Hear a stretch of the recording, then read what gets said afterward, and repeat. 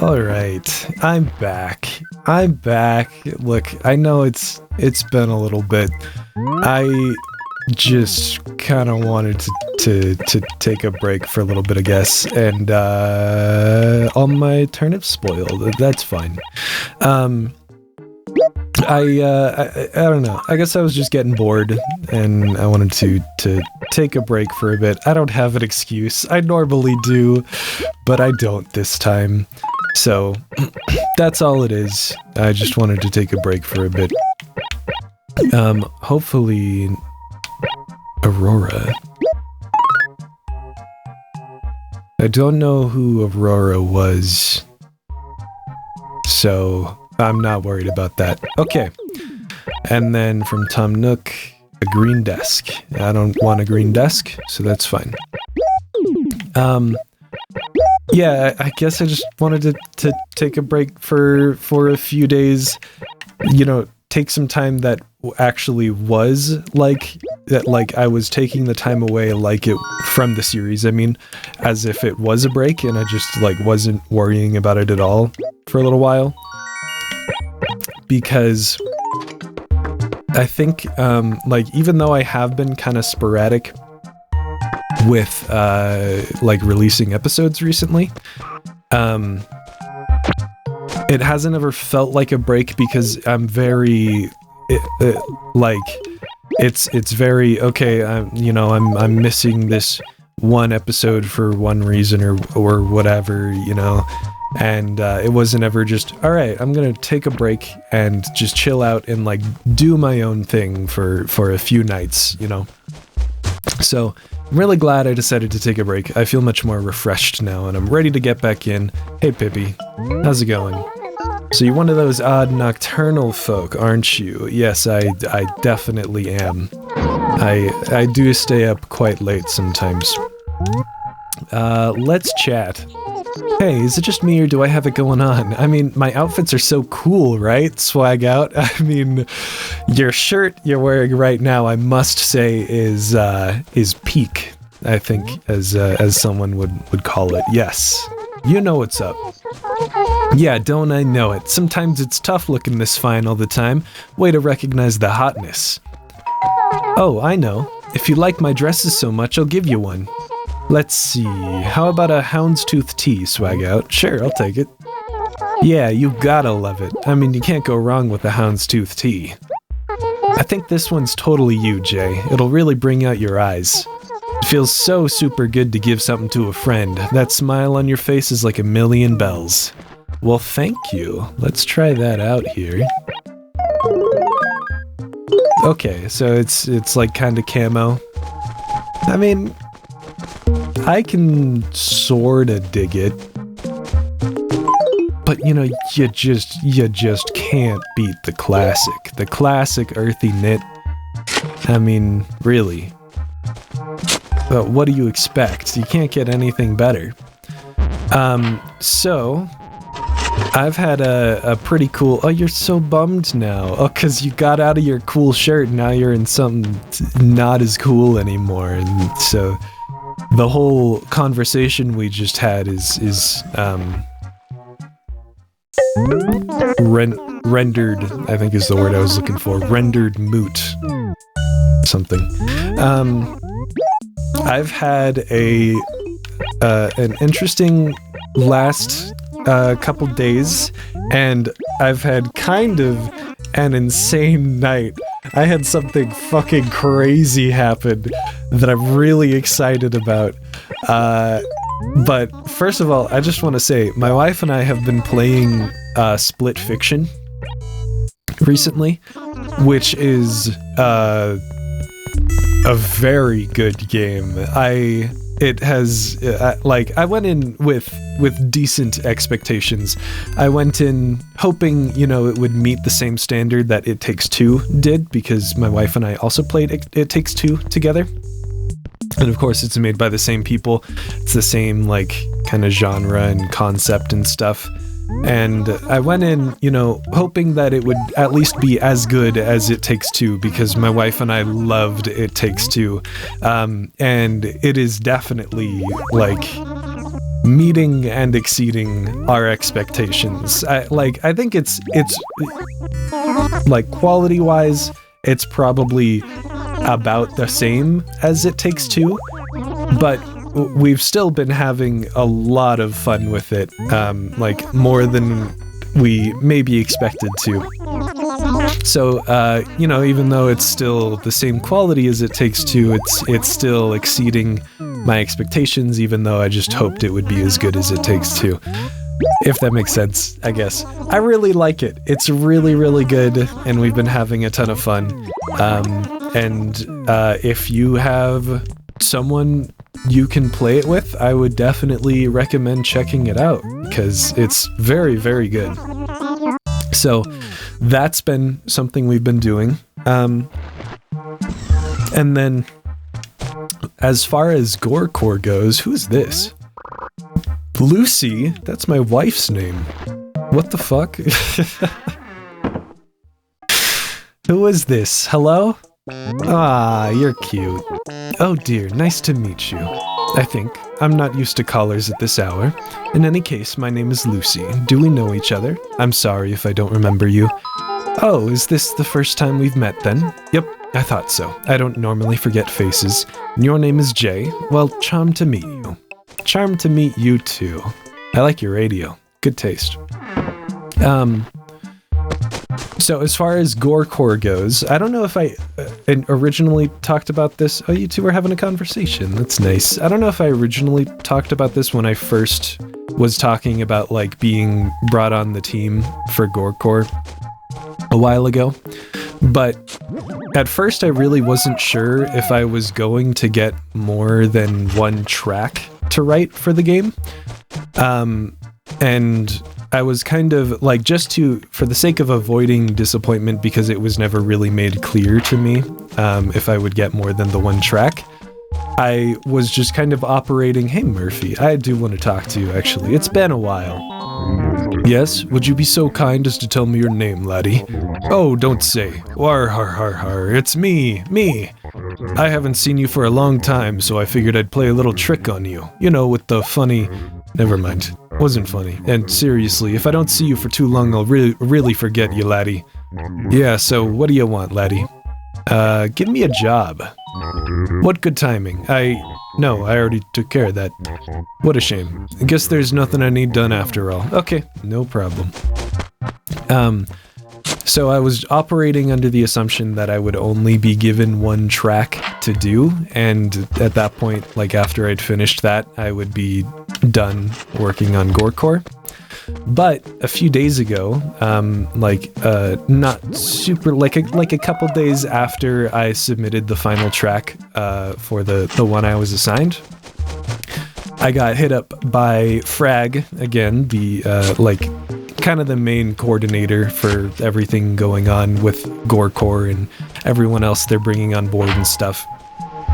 I got hit up by Frag again, asking if I wanted to write, another track for the game, and he was like, I'd love it if you could write the track for level 2, which I was excited about, because right now they're working on the demo for the game that's going to be released soon, if I'm not mistaken, like maybe a couple months down the line. And they mentioned like the demo is going to definitely include an endless arena, and that it may also include a couple of levels as well. And I know for a fact that they already have level 1 and 2, I think. I know they have level 2 fully blocked out, and like pretty much ready to go, maybe with just a little bit of fine-tuning.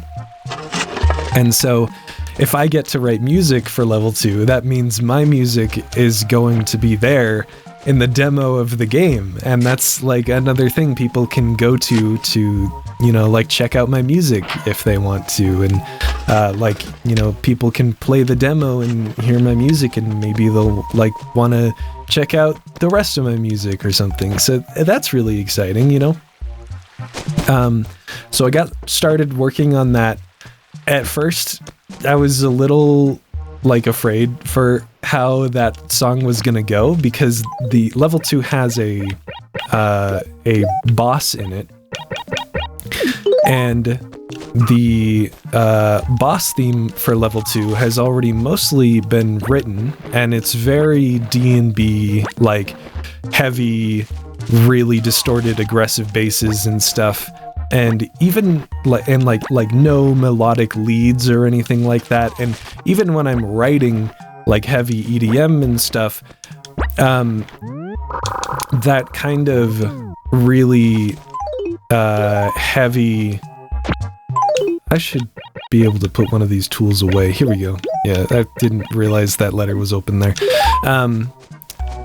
Even when I'm writing like heavier EDM and stuff, or just EDM in general, I guess. Even when I'm writing EDM in general, the heavier stuff, like what this guy wrote for the boss theme for that level, is definitely not my strong suit. That's like, sound design is absolutely not my area of expertise. I like writing melodies and you know, like fun chords and stuff, and coming up with interesting song structures, but making like really nice heavy bass sounds is something I haven't had a lot of practice with. So I was a little bit nervous going in, but I was like, either way, if, you know, because I wanted to make a song that fit alongside the song he already wrote. I don't know if I said that already. So that's why I wanted to make sure I was doing, you know, something similar. So going in, I was nervous, but I was like, either way, it's going to be good practice for me, because I got to practice that stuff anyways. And I think kind of because I was nervous, and also because I kind of I have this thing when I'm being commissioned to write multiple songs for something. I'm always really proud of the first song I write for that thing. And I think the first song I wrote is really, really good, and then everyone else like also really likes the first song I wrote, like everyone working on the project. And then I go to write the second song, and I'm like, well, shit, I already made a really good first song. Like, how am I gonna follow that up? I can't, like, I'm not good enough at music to keep up that level of quality. And so it's always something that kind of happens with me, where once I get to the second song, like, I have a sudden, very large drop in confidence, whether or not that drop in confidence is valid or not. Which I feel like I'm slowly learning that it probably is not, which I don't think will ever probably help with my anxiety, just because of how anxiety works.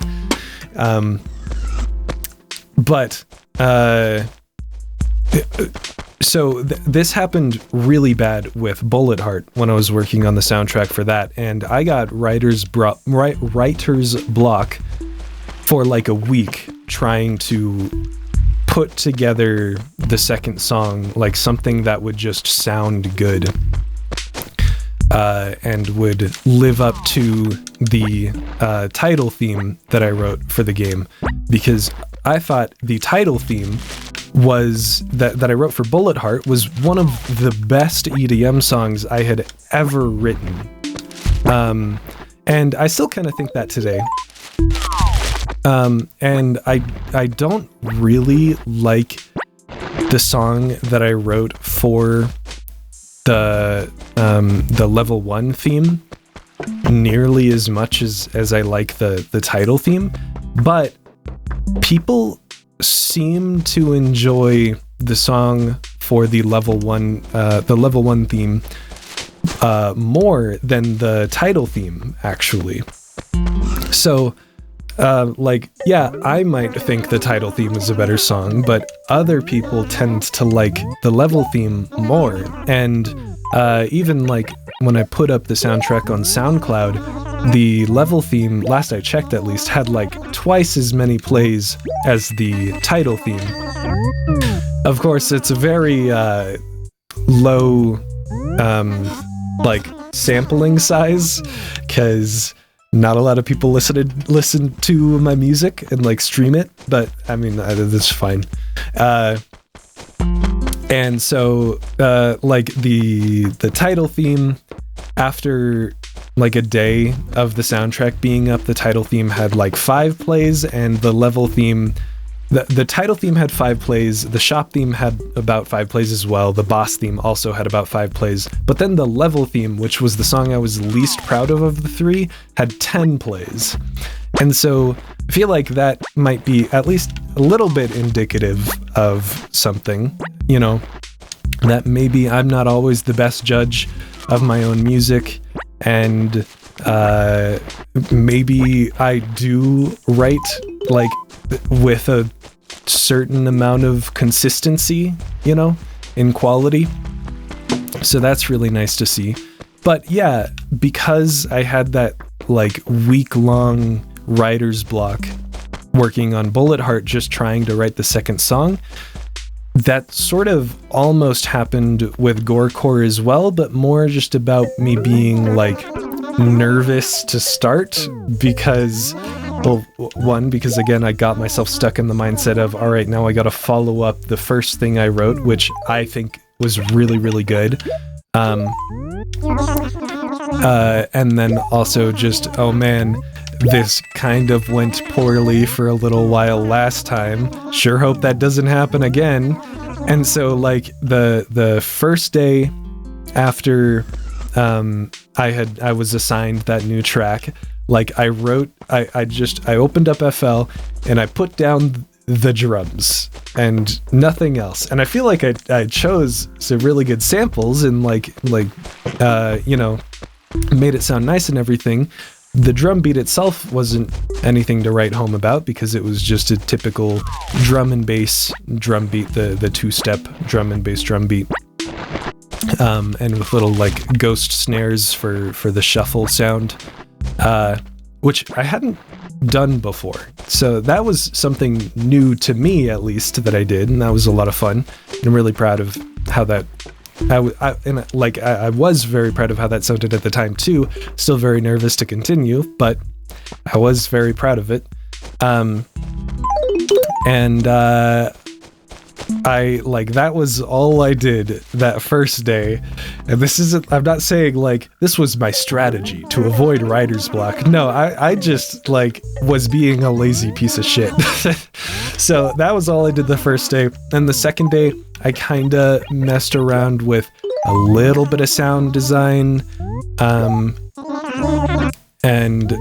like got something that I was like, okay, I kinda like this, but going for that sort of drum and bass sound bass sound design that I understand, I kind of felt like at the time I was really, really overdoing it with, that's not what I wanted, with the distortion and the compression on the basses.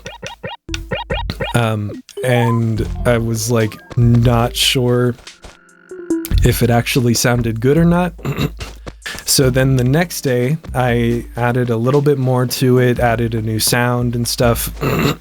And then I just I had written like I think literally just one bar of music, and I was like, I have no idea if this is good or not, or like if I should just start from scratch or something and try something else, because I felt like it was shit. As is the mindset I kind of get stuck in when I try to work on that second song, you know?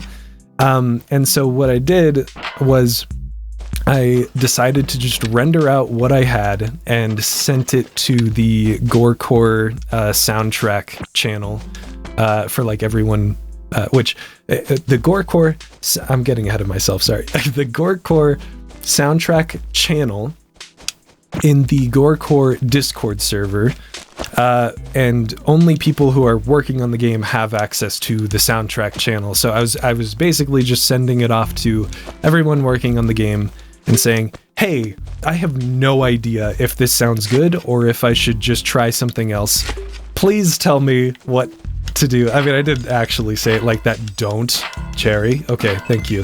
I didn't actually say it like that. I was like, chat, am I cooked? I think I said it like that, you know, to get bonus points with the Gen Z audience. You know what I mean?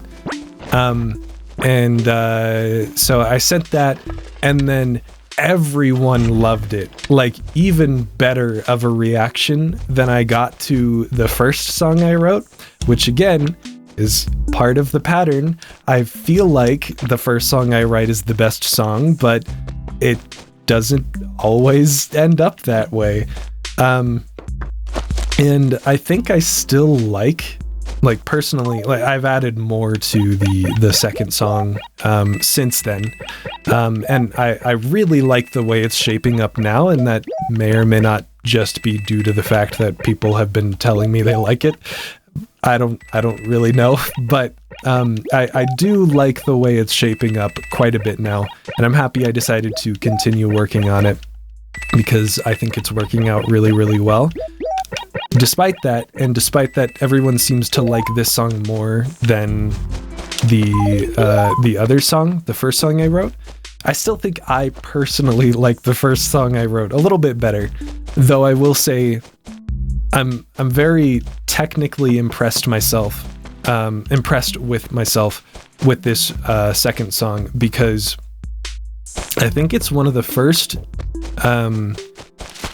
EDM songs I've wrote that both, one, I'm not using any like super saw chord stacks or like saw wave leads or anything like that, and two, I have made all the bass sounds used in it myself from scratch without using any presets. I like when I'm working on EDM stuff sometimes, I didn't want to talk to you. When I'm working on EDM stuff sometimes, I will try to make most of the sounds myself, but sometimes when I'm like looking for, when something is missing something and I'm just not quite sure what it needs, I will open up like some synth like Serum or like Citrus or Harmor or something like that, and I will just click through the presets until I hear something that, and like I can imagine it in the track, and I'm like, oh, I know exactly how this can fit in, and that will help to like, you know, fill it out, you know what I mean? And so and like even sometimes when I do use that preset, I will still modify it just a little bit for my specific purpose, but like the point is, with that process, I'm still kind of relying on presets made by other people, at least to some extent. But with this song, I have used absolutely no presets. I have made every single sound from scratch, and I feel like it's really, really paid off, because every sound really, like really fits together. Like even when I'm using presets, I do a lot to try and make sure all the sounds fit together and nothing sounds really out of place. But with this, it's like it all just melds together perfectly, as opposed to like other stuff I've worked on using some presets and stuff. And so I think it's really paying off, and I'm really proud of how it's turning out, and I'm really excited to see where it goes from here. Frag also, after hearing some of it, mentioned possibly moving it from the start of level 2 to the start of level 3, because he felt like the song was like really, really intense and fast-paced, which he really liked, and he felt like that would fit better in level 3, because that's the first level that's like really chaotic and there's like a lot going on.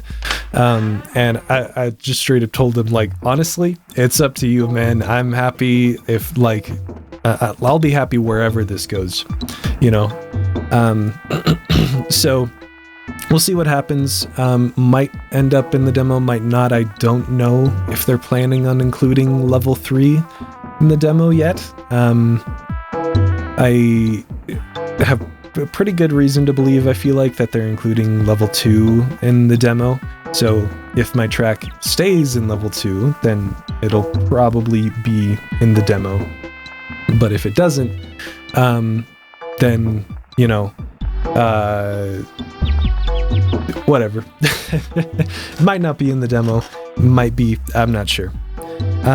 So yeah, that's really exciting. I feel like now that I've been given a second track to work on, I am like more officially a part of Gorecore, like as a team member, which I'm really excited about because I'm really excited about Gorecore. And I think it's going to be, I mean, I haven't played it, and you really can't tell if a game is fun until you've played it, but it looks like a lot of fun, and it looks like a game that's going to be right up my alley. And it clearly has gotten a lot of attention already, so that alone is also very exciting. I think I'm also... I might be the most productive person working on the soundtrack right now, because when I was brought on to the team to work on the soundtrack, multiple other people had already started like on songs for the soundtrack, and since then I'm the only person, from what I understand, that has actually finished a song. And technically I finished 2 tracks because I wrote the combat and non-combat theme for a level, and then I wrote the track for the boss that the boss fight that happens at the end of that level. And I'm the only person who has finished their track that they've been assigned, and that has been assigned a new track to work on. So that's got to get me some bonus points too, right? So I really feel like I am like a part of the team now, whereas before I wasn't quite sure what was happening, but they were very excited to give me a new track to work on, and I'm very excited to work on it. So all works out, right? So anyways, this is the really exciting thing that happened to me tonight. So a few days ago, I decided to, what is it called? Like subscribing, or I guess like become a patron for Game Maker's Toolkit on YouTube. And Game Maker's Toolkit, if you don't know, is a game design YouTube channel where basically the guy who runs it, his name is Mark Brown, he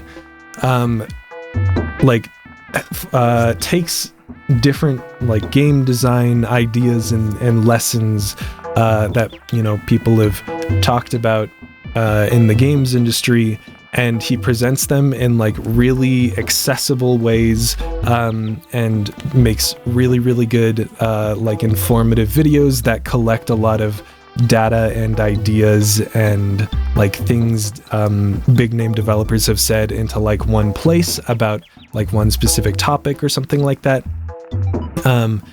And he also is a game developer himself. He released a game last year called Mind Over Magnet. I might have talked about it too, because I played Mind Over Magnet earlier in December, I think it was actually, and I loved it. I thought that was a really great puzzle game, and I'm a puzzle game nerd, so I have a kind of a high standard, and I thought it worked really well. It was a little bit easy, but I can tell when a puzzle game is easy and like good, and when a puzzle game is easy in a way that's just boring. And Mind Over Magnet was not boring. That game had me engrossed from start to finish. Recently, and I've been watching Game Maker's Toolkit for like almost a decade now. I have loved the channel for a very long time. And especially when he was putting out his developing series when he was making Mind Over Magnet, because he made a whole series, like a devlog series, about Mind Over Magnet while he was making it. It doesn't even feel like a devlog series. They feel like Game Maker's Toolkit episodes, but instead of being about like game design stuff that other people have done, it's all about like game design stuff he's done, as well as just more general game dev advice, and like stuff he learned while making Mind Over Magnet. It's really, really good. And I was kind of obsessed with that series as it was coming out. I absolutely loved it, and I still rewatch it sometimes. Actually, I did recently, like a couple weeks ago, I think. So a few days ago, Mark Brown, from the guy who runs Game Maker's Toolkit, put out a video saying that he was working on a new game, and he wasn't quite ready to fully announce it yet, but that he was talking about it on his Discord server, which was private to people who were patrons for him, like on Patreon. And obviously, as someone who loved Mind Over Magnet, I really wanted to see what else he was working on, and so I went to his Patreon, found out he had like a $1 tier, and decided to subscribe to that because that's super cheap, and got access to the Discord and took a look at the game he was working on. And it wasn't another puzzle game, unfortunately, but I'm not going to talk about all the concepts here since it's technically like not announced yet, but it still is a very interesting concept that and he had like a little tech demo you could play too, and so it was an interesting concept that I really enjoyed messing around with. And I noticed that one of the videos he had posted for the game had no sound in it, and it looked like it was really fun, like it would be really fun to do sound design for, because this might be I really don't think it's saying too much. He's not being like very private about it. He's like just only putting, you know, stuff in his Patreon Discord, but I'll still try and keep it a little bit vague. The game has like these little tiles and stuff in it that kind of look like almost ceramic tiles or something. And when I first saw that, I was immediately like, oh, that I could make some really tasty sounds for that. And so I decided to download the video and just design my own sounds and just put them over it, like just for practice. And so I recorded all the sounds myself, except for 2 sounds that I used in the video, but they're kind of mixed in with other sounds, so it's not super obvious. I recorded all the sounds myself, edited them, and like put them all together to make the individual sounds for everything that was happening in the video. And it turned out really, really well. I really liked it. So I rendered it out, and I just threw it up in the Game Maker's Toolkit Discord server, like, hey guys, I made this thing and it turned out way better than I thought. So I thought I'd share it here. And I wasn't really expecting anything, but people seemed to like it. And then Mark Brown responded to it, and he was like, hey, this is really nice. I might steal some ideas from this. And I was like, yeah, sure, be my guest. So fast forward to tonight, I received a DM from Mark Brown, the man himself, saying, hey, I really liked that sound design video you made for the game I'm working on. I'd like to hire you to do sound design for my game. And oh my god, that is insane to me. because I have been a fan of this guy for like 10 years. And not only that, he has a channel with 1.5 million subscribers, and I'm going to be making sounds for his game. And that is like, it's just, oh my god, my mind is still blown, and I'm not totally sure how to handle it. But obviously I was immediately like, oh yeah, I would absolutely love to, and I'm like totally available to do so. And so, yeah, it's very exciting. It's also the first like job I'm working on, where I'm going to be signing a contract, which is a little scary, but probably, I mean, for the best in the long run. And you know, I'll get some experience with kind of understanding contracts. Obviously, I'll read it over and make sure everything's cool and whatnot. I don't have like a lawyer to talk to or anything, or any friends who are into law, but I also highly doubt that Mark Brown of Game Maker's Toolkit fame would try to screw me over. Not that I know him, but just that I feel like he's got a lot to lose if he tried to do something like that.